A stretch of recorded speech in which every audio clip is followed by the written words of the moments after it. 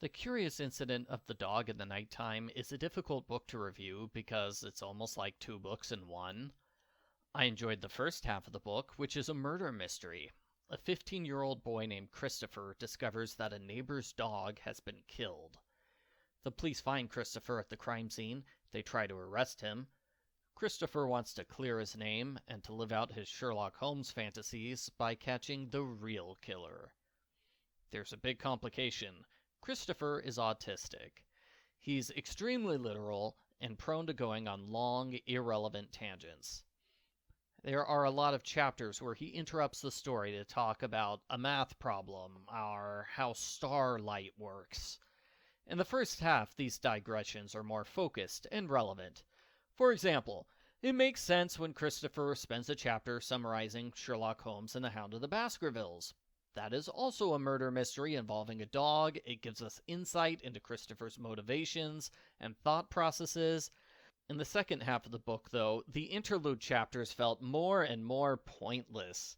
This coincides with Christopher including a lot more drawings and diagrams in the text. It got to the point where I just skipped ahead whenever Christopher started talking about math. Several people have favorably compared this book to Catcher in the Rye, which also has an unreliable narrator who struggles with social interactions and is prone to long tangents. On the other hand, several people have left really nasty reviews because the author did zero research on autism when writing this book. He's admitted he spent more time researching the train station. Christopher has a hard time talking to other people or even just looking at them. He's prone to sensory overload. He will sit in place and groan for hours if no one stops him. He seems incapable of understanding other people's feelings. That makes it very difficult for him to solve the murder mystery. I did not like how the other characters react to Christopher. I can understand complete strangers being confused by him and being unsure how to deal with him. That makes sense. They're strangers, they've never met him before, and he is acting even more oddly than normal because strangers make him uncomfortable. The thing I don't get is when his parents and neighbors act the exact same way. They should be used to Christopher, but they act like they're meeting him for the first time. They constantly get upset at him, they swear at him because he's asking questions or explaining things. For example, towards the end of the book, his mother says, "I need you to be quiet for a while." Christopher asks, "How long?" And she starts swearing at him because she is so exasperated at his complete inability to understand anything. I thought that was a major overreaction. Calm down, Mom. His question was perfectly reasonable. And you know what? Him asking two minor questions in a row is really not a big deal in the grand scheme of things. It's not like he just gave you a 5-page lecture on cows. And besides, asking questions is not something that's specific to autistic people. Have you ever dealt with toddlers or preschoolers? They ask inappropriate questions constantly.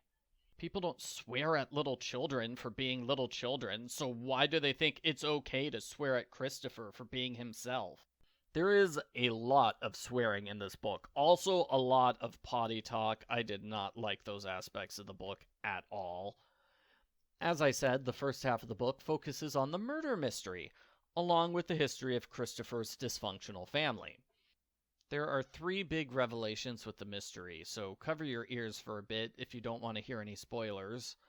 Mother was having an affair with a neighbor. Father is the murderer. He lied for years about Mother's death. The truth is that she's still alive and living in London. The spoilers are done now. I thought the mystery solution works and the twists are dramatic. The problem is that the book continues for over 100 pages after the mystery is solved.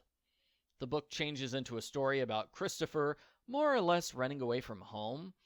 As soon as I got to this part, I put down the book for a week because I did not want to keep reading. I knew it was going to end in disaster. And it does. We get 70 pages where Christopher goes to a train station for the first time and takes a train to London. It's a major struggle for him. He's mostly by himself for this extended segment. The only characters he interacts with are strangers who swear at him because they hate him. I hope that British people are not so mean to strangers in real life. A police officer tries to stop Christopher and bring him back home, but Christopher escapes. Not that he's trying to escape the police, it's more like he's trying to avoid all the other people and he just happens to find a hiding spot that the police miss. When Christopher arrives in London, this leads to more dysfunctional family problems with him and his parents. I feel like this section could have been greatly expanded, especially when you compare how long it is to how long the train trip was. On the other hand, I was glad this section was short because it meant the book would be over soon. Besides, Christopher seems to be completely unaware that his parents are having problems, so why would he focus on their problems? I'm not sure what rating to give this book. I like the concept and the execution in the first half, but once the murder mystery ends, I thought the book fell apart.